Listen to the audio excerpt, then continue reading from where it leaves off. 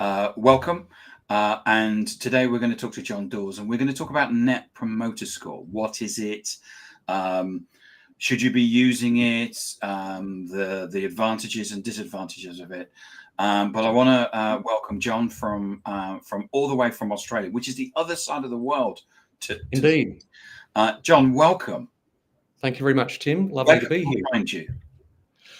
People can find me on LinkedIn. So just search John Dawes on LinkedIn. I'm on Twitter at John G. Dawes. And you'll notice the owl in the background. So I'm one of the senior researchers or one of the associate directors of the Ehrenberg-Bass Institute. So if you search Ehrenberg-Bass, you'll find myself and indeed all of my colleagues on the Ehrenberg-Bass website as well. And just to say, we've already had a comment in from Sam Dawes saying, and I understand this is your daughter. That's correct. That's right. Thank you, Sam. So, John, Net Promoter Score. What on earth is it?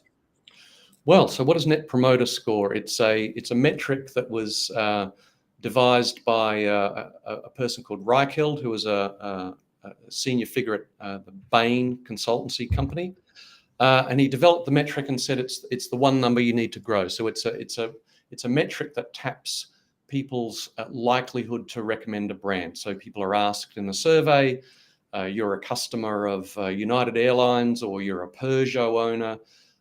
What's the likelihood you would recommend that brand to a friend or colleague from 0 to 10, where 0 is not at all and 10 is extremely likely. So that's the basis of the Net Promoter Score. It's at its heart, it's a question around recommendation, but it's used as sort of a proxy for loyalty. So Reichheld argued the ultimate manifestation of loyalty is to be prepared to recommend a brand. It's used as a quasi-satisfaction measure, and it's also used as an indicator of future word of mouth, positive word of mouth in the marketplace. Because I'm through the powers of the internet, I'm a Virgin Media user, and in the unlikely event that we have a problem, which is very, very rarely, whenever I ring up and ask them what's going on, I will always get an email like 2 or 3 days later saying, how likely are you to recommend us, with a 0 to 10? Is that what NPS is? Yes, that's the basis of the NPS. And then the NPS stands for Net Promoter Score. So what Reichheld said was, well, what we'll do is we'll only be really interested in the people who give you a 9 or a 10. They're the people who'll be really likely to recommend. The 7s and the 8s, we'll just take them out. And then the 0s to 6s, he said, well, they're detractors. And what we'll do is we'll subtract the proportion of detractors from the proportion of the 9s and 10s, the promoters, and the end result is the Net Promoter Score. And so what that means is you start off with a question from 0 to 10. By the time you do that subtraction, you wind up with a score that ranges from -100 to 100. So, and so I think this was, I guess, a clever aspect of the design of the NPS is that it is dramatic. So, one of the issues that market research companies and insights managers have is a lot of the times the surveys that they do, they're reasonably stable from period to period, and so they're not very exciting. You do a customer satisfaction survey, which I'm a fan of, but they're often stable. 4.5 out of 5, or 7.5 out of 10, 8 out of 10, can be a bit boring for the company. But the sort of cunning beauty of the Net Promoter is that you can get dramatically low scores. So there's a famous quote: everybody in the management meeting wakes up when you tell them that we get 10 out of 100. People go like, what, 10 out of 100? That's shocking. So, we need to do something about it. So the idea is it gives you a confronting metric that prompts people to try and take action. Senior management want to know why we're getting 10 out of 100 or even a minus score. There are some big corporations that get, -7 on their NPS, and I guess people in management must get some heat about that, and they're forced to try and do something about it. I've got your paper here, the Net Promoter Score, what should managers know? Yes. And you can see I've underlined a whole load of stuff. Yes. It's a fantastic read, because you point out that people like JetBlue, Southwest Airlines, Barclays, HSBC, NatWest, which are all banks in the UK, all use NPS, or report it in their, or have reported it in their annual reports at some point. Yes. Yes, that's right. So, I mean, the Net Promoter Score was marketed extremely well, or was promoted really well. So it came out in a the idea came out in a Harvard Business Review article. There was a book about it. Reichelt was a pretty prominent figure, and it's been like, there's a huge industry that actually promotes the Net Promoter. And I think a news article said something like 2/3 of Fortune 500 companies use it, and in a sense, it's widely used because everybody uses it. So you have a senior manager goes from one company to another. What do? They say, well, oh, you don't use Net Promoter here. Well, let's bring that in with all the attendant, software services and survey, infrastructure to bring it into a new company. So it's certainly very prevalent, widely used, but also another recent magazine article, I think in Fortune, called it a dubious management fad that was sweeping America. And the reason for that is that, there is, it was sold on the basis that it is the one number that you need to grow. If you can turn your customers into acolytes and they'll recommend you to friends and colleagues, then in a sense you are benefiting from the equivalent of a marketing department. Your customers are doing your work for free. People listen to friends and colleagues when they recommend. So it's been sold as a lead indicator of growth. As you would have seen in my research study, I spent some years patiently assembling Net Promoter Scores for all sorts of publicly listed companies and matching them with their growth rates. And I couldn't find that Net Promoter is a lead indicator of growth. To me, it seemed more along the lines of it was a reflection of current growth or possibly even past growth. So it could be some companies have grown, they've attracted a whole lot of new customers, and like being a new customer of a firm is somewhat more newsworthy than being an old customer of a firm. So in the UK, if you've used Barclays for 10 years, you're not going to turn around and start recommending it. But if you've just started using Starling, a new bank and a new bank model, then that's a little bit more newsworthy and probably maybe more likely something you'll tell your friends. But it still could be the past growth is actually driving the Net Promoter, not the other way around. Yes, and it could be that the customers of a challenger bank like Starling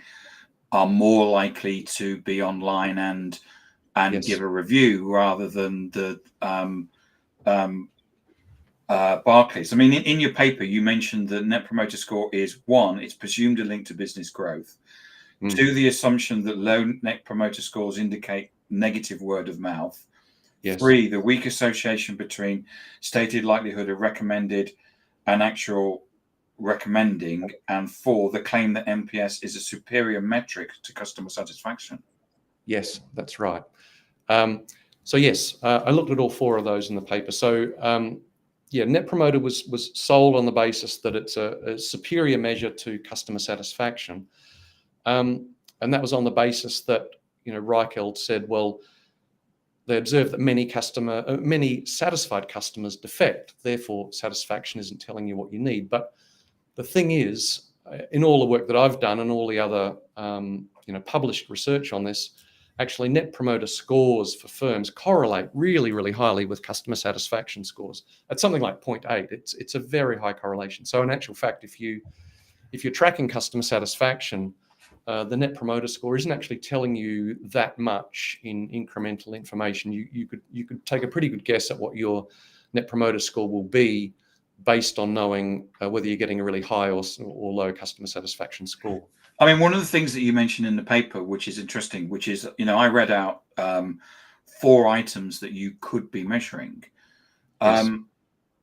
That seems to be your there seems to be a lot of things that you're measuring just on the fact that you've sent Tim Hughes an email saying, are you satisfied with our service, like from 0 to 10?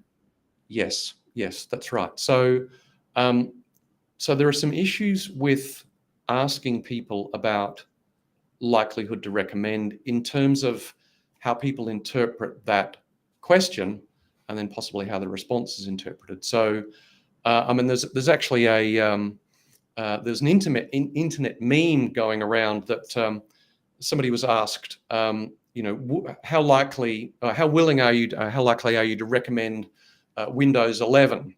And the answer was 0. And then like, why did you give that score? And the answer was, I need you to understand that people don't randomly go around talking about operating systems. So there is a bit of an issue in that if people give you a high score on the Net Promoter question, it's probably a good indication that they're pretty happy, that they're pretty satisfied, but it's certainly not an indication that they're going to recommend. Okay, so likelihood to recommend is not necessarily the same thing as recommendation, because research on word of mouth recommendation has found that a key driver of actual recommendation is whether I perceive that you actually could benefit or that you need my recommendation. So, if I've recently migrated to Windows 11 or I've bought a new vacuum cleaner, unless I think that you really need to know anything about that, then it's not going to come up in conversation. So there can be a problem with the interpretation of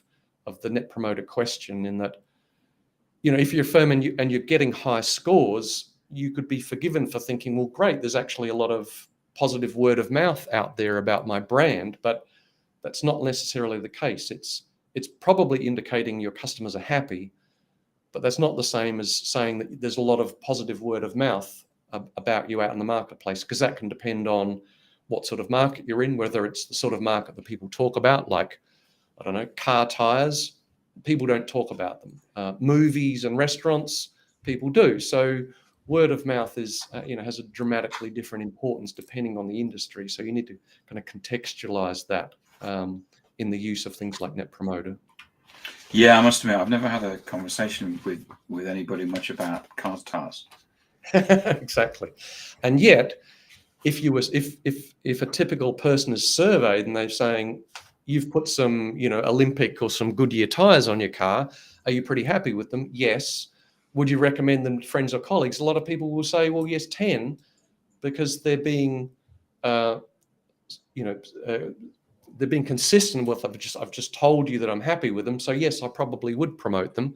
I would tell other people about them, but in reality, they're never going to discuss their car tires with somebody else, because it's not a newsworthy conversation topic. Do you think it's because people are, organizations are always trying to search for some sort of benchmark?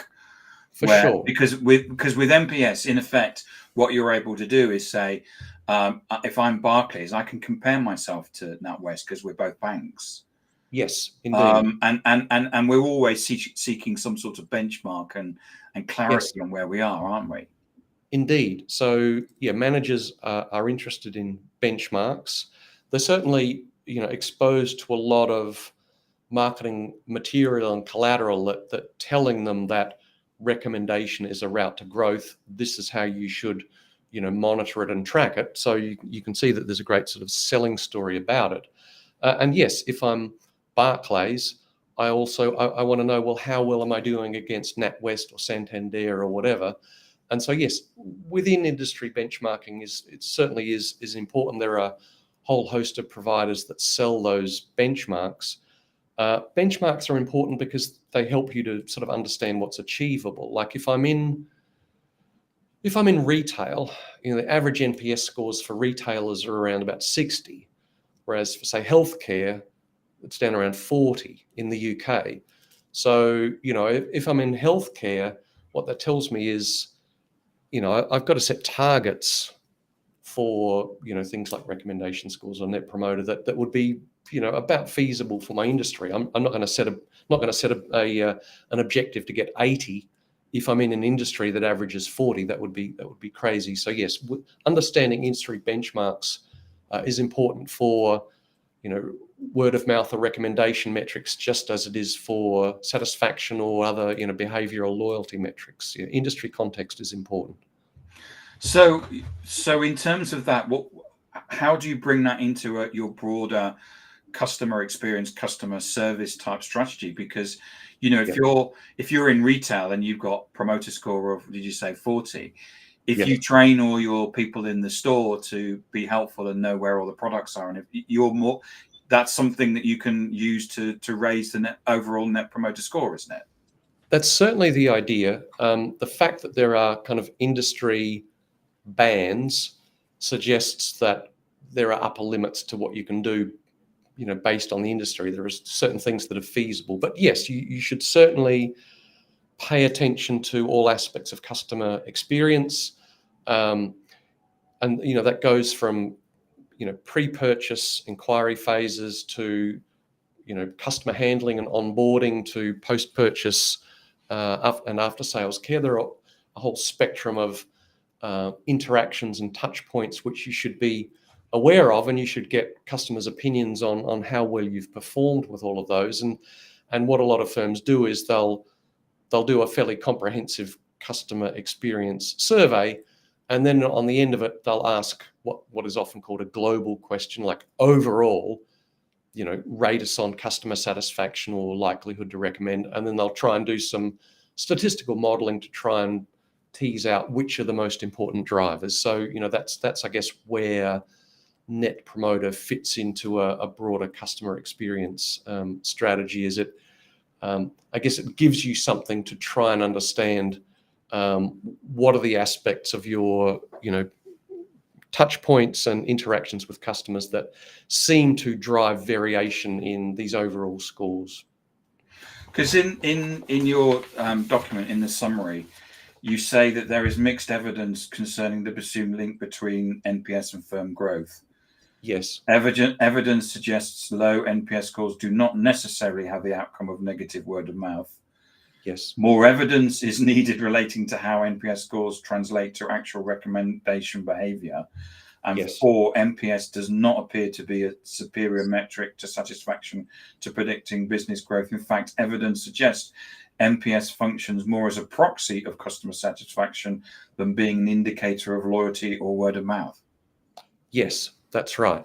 So yes, some research done about follow-up surveys, people who gave low or high likelihood to recommend scores. They found the majority of people who said they were very likely to recommend didn't, and it also found people who gave low likelihood to recommend scores. They didn't give positive word of mouth, but they didn't give negative word of mouth either. So, Reichheld assumed that a low NPS, question score meant that you were a detractor, but in actual fact, it doesn't necessarily mean that at all. In fact, there's reasonably low levels of negative word of mouth amongst the brand's current customer base. And yes, in relation to the link between Net Promoter Scores and future growth. So in Reicheld's book, they said, look, we had a Bain team comb through dozens of industries, hundreds of firms, and we found, a link between the higher the Net Promoter Score, the higher your growth in the coming years. But close inspection of that work, well, only about half a dozen industries were shown, so that makes you wonder about, well, what were the results for all the ones that weren't shown? So it was, maybe it's open to the idea that maybe there was a bit of cherry picking, but also other researchers have said, well, but hang on a minute, you've actually got the time period for the growth rate was actually before the Net Promoter Scores were obtained. So the Net Promoter can't drive or cause growth if it's like post-dating the growth. So it actually seemed to suggest that it was a better explanation is past or present growth is actually inducing high Net Promoter Scores rather than the other way around. And that's consistent with what I've been finding over the last 3 years of doing research on this. And so and finally, what do you see as the future for NPS? I think to be honest, I think it's probably peaked, and it might perhaps decline a little bit.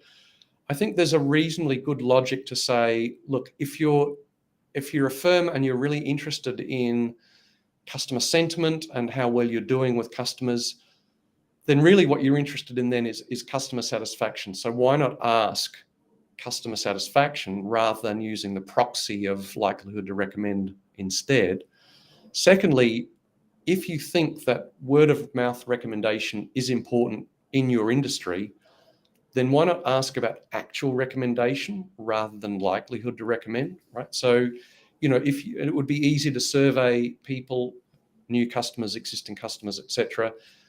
In the last month or in the last 2 months, have you recommended positively or negatively, our firm to friends or colleagues? And that would help you to understand, is it, in any given month, is like 2% of my customer base saying something positively about me, or is it 6%, or is it 9%, or what is it? And you could start to figure out, for instance, your share of the recommendations that are going on in the industry, right? So let's say I'm a 5% market share brand. Am I getting about 5% of all the positive recommendations out there?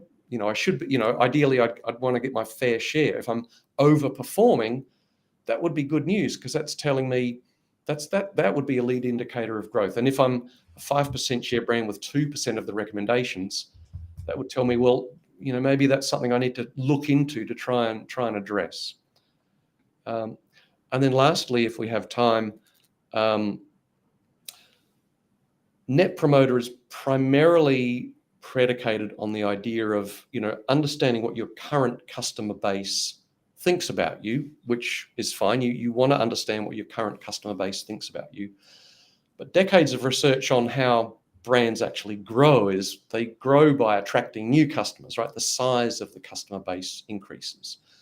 Well, you can't really pick that up from asking your current customer base. So the idea is to look at metrics that are more sensitive to understanding the potential among non-customers. So two new metrics that we talk a lot about at Ehrenberg-Bass Institute are what we call mental availability. So the extent to which your brand is easy to think of amongst the buying population, like does it come to mind over a range of cues for lots of people? And secondly, is it easy to buy? Is it easy to come across this brand when people are perusing the category or thinking about buying the category? And once they've decided to buy the category, is it in all the right places, and is it prominent in the right places? We think, so those two metrics are actually the key thing that distinguishes big brands from small brands. So we kind of think perhaps the world will start moving a little bit more towards better understanding mental and physical availability, and maybe starting to de-emphasize metrics like Net Promoter. John, thank you so much for coming on and talking to us today. It's a fascinating subject, and My really pleasure. appreciate you coming on and sharing not just your thoughts and your opinions, but your research paper as well. So thank you. Yes, my pleasure. Please remind people where they can get hold of you.